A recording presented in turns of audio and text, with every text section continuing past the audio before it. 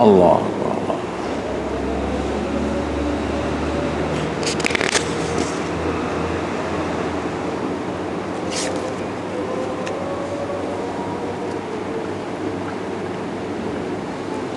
La ilaha illallah. Jadi kita tambah sikit lagi tuan-tuan ya. Sebab itu khalifah yang ketiga Uthman bin Affan mengatakan, innallaha yaz'u bis sultan ma la yaz'u bil Quran.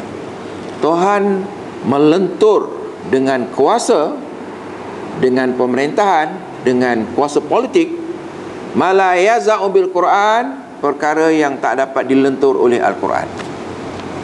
Sebab Al-Quran hanya memberi kesedaran, tapi dia tidak ada kuat kuasa. Yang akan menguatkuasakannya adalah pemerintah. Pemerintah itu disebut juga sultan dalam Islam ni. Sebab itu sesuatu yang tak dapat dilentur oleh Quran, dilentur oleh sultan. Maknanya orang yang pegang kuasa akan melenturnya, memaksakan Islam ni mesti berjalan. Kalau yang pegang kuasa tu kafir, tolak hudud, dia akan tangkap orang yang nak laksana hudud. Betul tuan-tuan? Betul?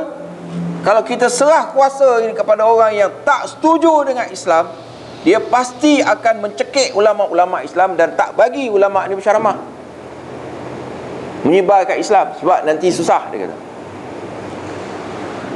Membawa orang kepada Islam ni tak boleh lah. Kita nak bawa pada Melayu je. Itu salah tu. Jadi di sini bencana kita naikkan pemimpin Melayu, tak naikkan pemimpin Islam. Betul tak? Jadi tuan-tuan sekalian, sebab itulah kata Syekh Qaradawi, golongan reformis Islam, golongan leluhur zaman Islam, Jamaluddin Afghani, Hasan al-Banna, Syed Qutb dan ramai lagi ulama-ulama dulu, pejuang-pejuang di Pakistan, Abdul Alam Maududi dan lain-lain, mereka ini melibatkan diri dalam gerakan politik untuk mereformasikan negara, untuk menegakkan negara Islam, pemerintahan Islam, syariat Islam yang merealisasi firman Allah Subhanahu wa taala dalam surah Al-Hajj ayat 41, alladzina immakkannahum fil ard, orang-orang yang bila kita mantapkan kedudukan mereka di bumi, aqamus salah, mereka tegakkan salat, wa atuz zakah, mereka tunaikan zakat, wa amaru bil ma'ruf, mereka suruh yang ma'ruf, wa nahau 'anil munkar, mereka tegah yang mungkar. Ini seolah-olah memberi keyakinan, kefahaman mereka ada kuasa. Oh, dia boleh suruh, oh boleh dia tegah. Kalau dia tak ada kuasa, macam mana nak suruh? Dia pun merempat, lari kulu kilih, tak nak buat apa. Sebab itu pemerintahan itu sebahagian daripada Islam. Siapa tak setuju, dia boleh cari agama lain daripada Islam. Kalau Islam, ulama Islam kata benda ni. Yang sebut ni Presiden Persatuan Ulama Sedunia, tuan-tuan, Syekh Yusuf Qaradawi. Yang bukan ulama tak payah sebutlah. Kalau dia memang ulama, bawah dia ulama-ulama besar, semua mengaku dia ulama yang hebat dalam zaman sekarang, kita yang bukan ulama ni dengar je lah. Betul, tuan-tuan? Jangan kita mandai-mandai kita macam kita ulama besar pula. Bahasa Arab pun tak tahu. Anak ente je tahu. Waktu nak tunjuk lagak dia ulama besar. Adakah ulama ini menolak politik? Ada. Ulama ini sebut politik sebagian daripada Islam. Kalau kamu tolak, bermakna kamu tolak Islam. Ulama mana pula yang nak mandai-mandai lawan ni? Ulama kampung. Misalnya lah. Tapi lah tak semua orang nak masuk, tak apalah. Tapi jangan tentang, jangan benci yang masuk tu. Kalau dia tak masuk, siapa nak memerintah? Betul, tuan-tuan? Betul tak? Tentang syariat Islam ni, tuan-tuan, kenapa kita nak tegakkan syariat Islam? Ya, syariat Islam ni syariat yang paling lengkap. Bandingkan syariat orang putih, syariat Melayu ke syariat Jawa ke, syariat Islam ni paling lengkap. Sebab apa? Sebab dia ada 17 ciri. 17 ciri syariat Islam. Ciri ni panjang kita tangguh malam lain. Malam ni kalau baca tak balik kita. 17 syarat, 17 ciri. Itu baru satu ulama cakap. Belum masuk lagi ulama lain lagi. 17 ciri. Jadi yang ini pun tak sempat cakap malam ni. Cukup kita ambil asas. Kenapa kita mesti cakap mengenai sayangkan syariat? Kenapa kita nak bincang pasal sayang syariat? Kenapa kita mesti memihak kepada syariat? Kenapa kita mesti mendukung syariat? Kerana iman. Kalau Tuhan tolak iman kita, sebab kita tak laksana berapa tahun dah. Melayu sebagai bangsa 54 tahun dicatat malaikat, tak buat lagi. Sebab Islam tak menang-menang, Melayu tak pernah memenangkan Islam. Sebab dah dapat duit dah berapa ratus. Tak mahu dia.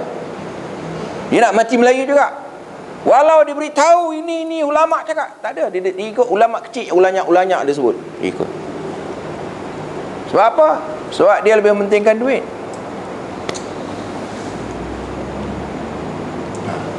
So, jadi tuan-tuan sekalian, perkara ini sangat serius. Kita dah tolak lama dah. Balak Tuhan tak turun lagi. Jadi sebelum turun, elok kita pakat-pakat sokong syariat. Betul tuan-tuan? Betul tak? Pakat-pakat sokong syariat. Biar Tuhan terima iman kita.